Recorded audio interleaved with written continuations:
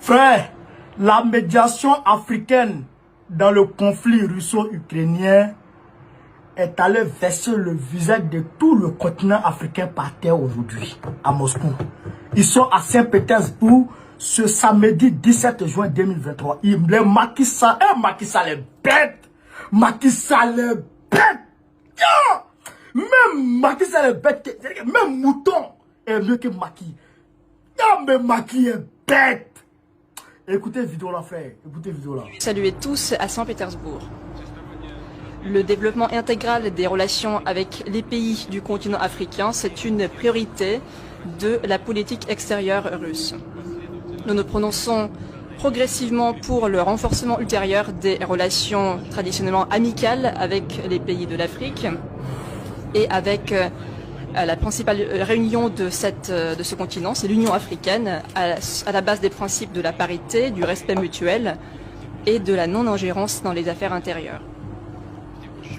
Cette année, la coopération avec les partenaires africains dans de nombreux domaines se développe de manière très active. Nous nous préparons à une rencontre emblématique, c'est le deuxième sommet Russie-Afrique qui se tiendra très prochainement ici à Saint-Pétersbourg. Et je suis persuadée que lors de cette rencontre, nous pourrons déterminer le nouveau volet de coopération prometteur.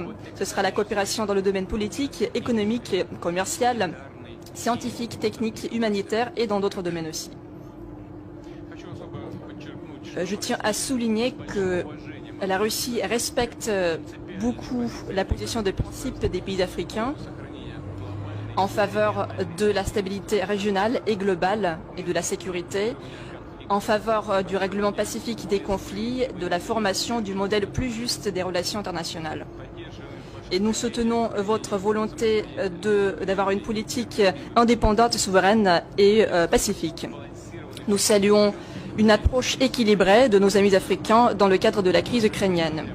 Chers amis, nous apprécions votre intérêt à trouver des moyens pour régler ce conflit. Et nous avons donné tout de suite une réponse positive à votre proposition de tenir des pourparlers liés à ce sujet. Et je sais que vous avez des idées concrètes, des propositions concrètes dans ce contexte. Voilà. Avec Monsieur le Président de la République d'Afrique du Sud, nous avons évoqué à plusieurs reprises ce sujet et je lui suis très reconnaissant de soulever ce sujet. Je tiens à souligner encore une fois, nous sommes ouverts au dialogue constructif avec tous ceux qui veulent établir la paix à la base de la parité et de la prise en compte des intérêts légitimes des pays. À présent, chers collègues, je voudrais donner la parole au président de l'Union africaine, président de l'Union des Comores, M. Azali Assoumani. Et après, comme nous avons convenu, nous allons écouter l'opinion de tous les membres de votre délégation représentative. Comme cela a été convenu. Nous allons donc entendre vos opinions sur l'Ukraine. Merci. Merci beaucoup, Excellence, Monsieur Vladimir Poutine, grand ami de l'Afrique, président de la Fédération de Russie, Excellence, chers collègues, chefs d'État et du gouvernement de la mission africaine, Mesdames et Messieurs les ministres, honorable assistance, Assalamu alaikum wa rahmatullahi wa barakatuh. Je voudrais à l'entame de mon propos adresser à votre Excellence, Monsieur le Président Poutine, et à travers vous au peuple, au gouvernement russe, nos sincères remerciements pour l'accueil particulièrement chaleureux qui nous est réservé ici à Saint-Pétersbourg, une grande ville d'une beauté et d'une splendeur légendaire. Je voudrais ensuite vous dire notre profonde reconnaissance pour avoir pris le temps de nous recevoir et pour avoir cru en la volonté de notre délégation de vouloir apporter son aimable contribution à la recherche d'une paix durable, à la crise qui oppose votre pays à l'Ukraine et qui dure depuis trop longtemps maintenant. Excellence, Monsieur le Président, honorable assistance, En acceptant les fonctions de président de l'Union africaine en février dernier, j'ai par la même occasion accepté de poursuivre l'engagement de l'Union africaine à contribuer à la promotion de la paix et de la stabilité non seulement en Afrique, mais aussi à travers le monde. Comme vous le savez, Monsieur le Président et chers amis, les guerres ont été toujours eu des conséquences désastreuses. Et plus elles durent dans le temps, plus leurs effets sont néfastes et imprévisibles. Nous ne vous apprenons rien, Monsieur le Président, sur ce sujet, étant donné que votre pays a vécu différents événements douloureux par le passé qui l'ont durement éprouvé. Aujourd'hui, cette crise affecte non seulement vos deux pays slaves, frères et voisins, mais elle affecte aussi le monde dans son ensemble et plus particulièrement notre continent l'Afrique. Elle y a tout particulièrement entraîné une insécurité alimentaire et énergétique sans précédent. En décidant alors de venir dans votre pays, en ce moment précis, en notre qualité de délégation représentant le continent africain, nous avons voulu vous prouver la grande amitié qui a toujours lié la Russie à l'Afrique. Nous sommes aussi et surtout venus vous écouter et à travers vous le peuple russe et vous encourager tout particulièrement à entrer en négociation avec l'Ukraine afin de mettre fin à cette dure épreuve. Nous nous sommes investis de cette mission car en tant qu'Africains, nous gérons malheureusement de nombreux conflits et c'est par le dialogue et les négociations que nous parvenons à résoudre certains d'entre eux. C'est cette expérience que nous souhaitons partager avec vous dans l'espoir de contribuer à trouver une issue positive à cette crise. Notre frère, le président Ramaphosa, vous présentera nos propositions dans l'espoir qu'elles contribuent à convaincre vos deux pays, la Russie et l'Ukraine, à aller vers le dialogue.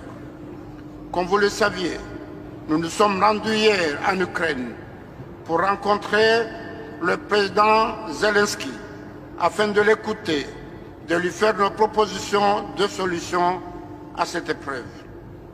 Excellences, Monsieur le Président, Mesdames et Messieurs, permettez-moi de souligner que la médiation africaine que nous menons se veut et sera une médiation pour la paix. Rappelons-nous que dans le monde globalisé dans lequel nous vivons, quand un pays ou une région est affectée par une crise, quelle que soit sa nature, et le Covid nous a beaucoup appris, c'est l'ensemble de nos pays qui en sont menacés. Et c'est alors qu'il faut ménager aucun effort pour en prévenir. C'est cela l'essence même du message que nous sommes venus livrer également à votre Excellence, à votre peuple de Russie.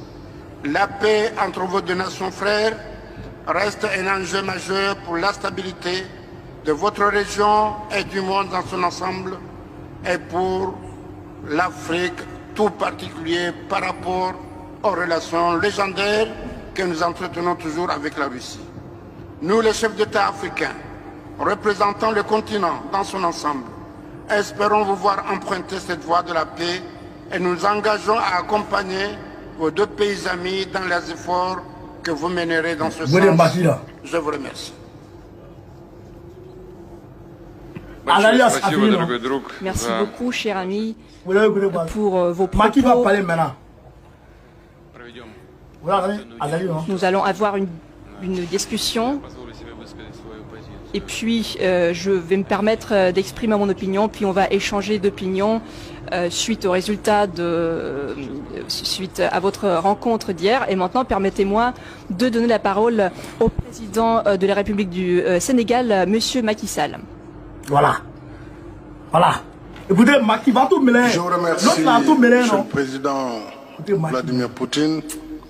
Oh, l'homme Excellence, Monsieur le Président, cher Vladimir, je voudrais commencer par vous remercier pour votre accueil et votre disponibilité.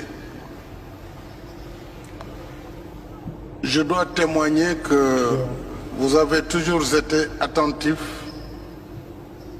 à l'écoute de l'Afrique à chaque fois que nous évoquons nos préoccupations.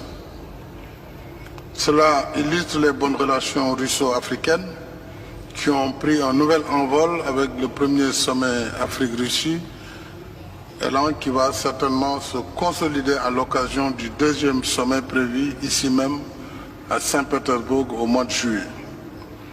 Je voudrais, Monsieur le Président, saisir l'occasion pour vous réitérer mes remerciements pour nous avoir reçus de façon conviviale le 3 juin 2022 à Sochi, lorsque j'étais venu en ma qualité de président en exercice de l'Union africaine vous transmettre déjà le message de paix et de désescalade et surtout à l'époque notre préoccupation sur le blocage des céréales et fertilisants en Russie et en Ukraine.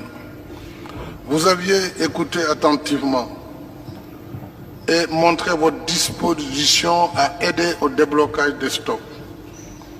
Grâce à vous et aux autres acteurs impliqués dont la Turquie, les Nations Unies, un accord a été trouvé sur les céréales. Nous revenons donc vous voir aujourd'hui, Monsieur le Président, dans le cadre d'une nouvelle mission de médiation telle que le président Azali, président en exercice de l'Union africaine, l'a indiqué tout à l'heure, une médiation africaine entre la Russie et l'Ukraine. Je voudrais souligner que cette initiative est une mission de bons offices qui traduit la bonne volonté du continent africain dans cette guerre majeure d'aider au règlement des questions humanitaires et à l'instauration des conditions propices à l'établissement de la confiance pour favoriser un climat de dialogue entre les parties. Nous avons été hier à Kiev, où nous avons fait passer ce message également de bons offices et avons écouté le président ukrainien. J'ai noté que le dialogue n'était pas exclu, même si des conditions ont été posées, parmi lesquelles la mise en œuvre de la Charte des Nations Unies.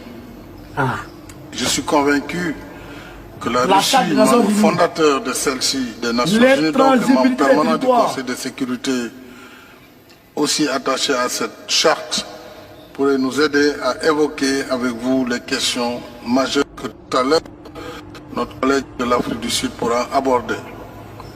Je voudrais, Monsieur le Président, sur ce point précis, où nous constatons que malgré la situation sur le terrain, au plan militaire, il est important de garder les couloirs de discussion et de dialogue pour que les questions humanitaires au moins soient privilégiées et que toute autre question qui pourrait survenir dans le cadre de l'apaisement puisse être obtenue.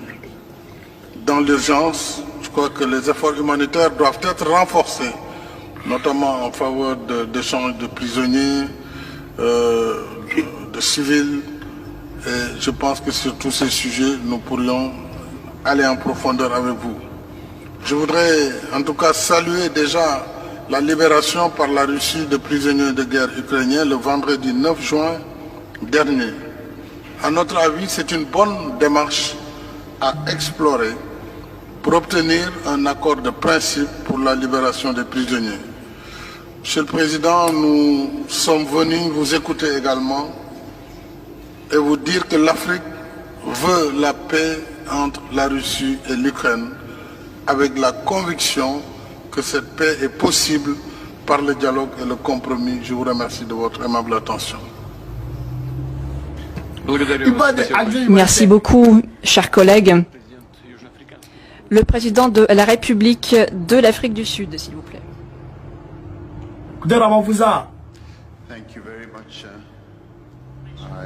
Merci want to extend beaucoup. greetings to you, President C'est Putin, une honte. Je voudrais tout d'abord vous saluer, Monsieur le Président, C'est une honte. the Russian Federation, and indeed also extend my greetings once again to et je voudrais également my fellow heads of states, saluer mes collègues, les chefs d'État et de gouvernement, des États et des gouvernements, aussi bien d'autres collègues ici présents, mais des représentants des présidents qui n'ont pas pu nous rejoindre aujourd'hui. Permettez-moi de vous remercier pour avoir accepté de nous recevoir. Sept pays africains se sont prononcés à l'initiative à la recherche de la paix. C'est la paix que nous recherchons. Nous voudrions essayer de servir de médiateur à l'atteinte de la paix entre la Russie et l'Ukraine dans le cadre du conflit actuel. Je vous remercie. Donc, vous avez compris. Vous avez compris. C'est que Lavrov, il dit d'abord il faut le fond. Il faut voir les causes profondes de cette guerre. Oh, mais comme ça. Et puis regardez, dans un premier temps, avant de rentrer dans le fond, je voudrais faire remarquer sur une chose. C'est une réunion, non? Est-ce que la presse a besoin de voir les propositions qu'on fait, que les pays africains font au truc? Non. Quand la Chine est arrivée là, mais la Chine n'est pas rentrée dans... Ils se sont exclus du grand public, ils sont allés parler. Même quand Guterres est venu, ils se sont entre guillemets... Non, il a mis Guterres devant tout le monde. Sur la longue tapis, ils ont parlé. Il a mis Macron devant tout le monde, sur la longue tapis, ils ont parlé. Là, il vient de vous mettre devant tout le monde pour parler. C'est pas bon. C'est pas bon. Mais ça veut dire quoi? Ça veut dire qu'en réalité, je sais que vous avez été envoyé. Donc, pour ne pas que vous allez dire ce que je n'ai pas dit à ceux qui vous ont envoyé là, à ceux qui ne peuvent pas parler. C'est ça. Parce que Guterres a été envoyé par Pidjo. Donc, assez-toi en parler. Assez-toi en parler. Vous comprenez? Pour que celui qui t'a envoyé entende. Vous comprenez? Dans un premier temps. Deuxièmement, vous venez négocier avec quelqu'un, alors que vous connaissez la position de ce gars-là, vis-à-vis des deux États, de Donetsk et de Lugansk. Vous connaissez sa position. Il dit que les Américains ont créé une jurisprudence dans la Charte des Nations Unies en reconnaissant l'État du Kosovo. Quand ils ont cassé la Yougoslavie. Oui. Oui. Poutine dit c'est une jurisprudence qu'ils ont créée. Donc, à partir du moment où ils ont fait ça, ça devient une jurisprudence. Il peut le faire. Et en droit c'est légal. Et tu as fait. Vous comprenez? Et toi, tu viens nous dire de respecter l'intransigibilité des territoires. C'est-à-dire que de ne pas agresser. Donc, il veut dire de restituer l'état de Lugansk et de Lugansk à l'Ukraine encore. À Zelensky encore. Quelque chose que le gars a acquis de façon durement. Quelque chose que le gars a durement acquis depuis pendant les 8 ans où il était où? Pendant les 8 ans là, où Zelensky, où les gens de l'autre côté refusaient de respecter les accords là, les accords de Minsk, vous étiez où ça? Vous étiez où? Vous étiez où? Hein? Ça c'est Macky Sall qui fait des trucs bêtes comme ça, et puis Ramaphosa reprend ça derrière. Vous comprenez? Vous comprenez? Et puis regarde quelque chose. Mais on vous a dit que le céréal, il faut qu'on s'arrête. C'est pourquoi Poutine, il a abordé le premier point, et il a abordé le second point du céréal en même temps. Le céréal, là, il a abordé le point du céréal parce que, en réalité, ils ont été envoyés à cause du céréal. Je vous ai dit, j'ai fait mon direct, hier dans le direct, je vous ai dit, c'est parce que Poutine menace de bloquer le céréal encore.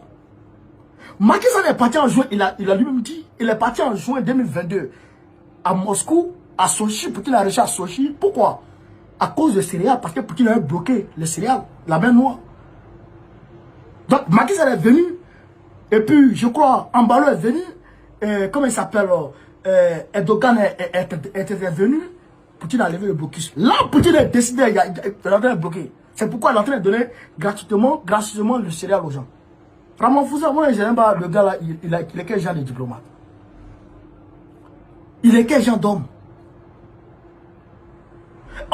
Au lieu d'aller présenter des propositions à Zelensky, mais aller présenter ça au patron de Zelensky. Parce que si Zelensky était normal, s'il désirait lui-même là, après la négociation de Ankara, normalement, cette guerre devait pas faire. Mais Boris Johnson a intimé l'ordre à Zelensky de quitter le dialogue. Et Zelensky est allé prendre une loi. Il est allé faire voter une loi à l'Assemblée nationale ukrainienne qui interdit tout Ukrainien de négocier avec la Russie pour cette guerre. Donc, on fait comment? Hier, on a appris les sons. Zelensky leur a claqué la porte. Zelensky leur a dit, tant que Poutine n'a pas restitué tous ses terres, il ne négocie pas. Tant que Poutine ne s'est pas retiré totalement de toute l'Ukraine, il ne négocie pas. Donc, maintenant, Poutine va faire quoi là? Donc, Poutine a mené l'opération, pourquoi? S'il doit aller et puis revenir, c'est pourquoi? Oh, la Crimée, Lugansk, ça c'est fini. Si on doit discuter maintenant là, on discute à partir de là pour aller chez toi. C'est fini, frère. C'est ça qu'elle a dit, c'est fini. Bon, verser vient des gens par terre. La honte. La honte. La honte. L'Afrique qui a toutes les terres comme ça. Non, le problème des céréales, ça touche tout le monde entier. Toi, tu n'as pas de terre pour faire céréales. Toi, tu n'as pas de terre pour faire céréales. Je dis des gens comme ça. Des gens comme ça. Verser des gens par terre. Vous là, non, mon Dieu. C'est pourquoi Awado Melo, il a tellement bien exposé aujourd'hui que tout le monde a compris le panafricanisme aujourd'hui. Ouais, tout le monde a compris le panafricanisme aujourd'hui grâce à Awado Melo. Mais, tous les Africains ont compris. On va vous enlever, vous les faux présidents là. Et puis nous-mêmes, on va parler panafricanisme là. Sinon, la Chine là, ils sont venus. Xi Jinping est venu tout seul. Il n'a pas pris l'Asie pour venir. Lui, il est dans un continent.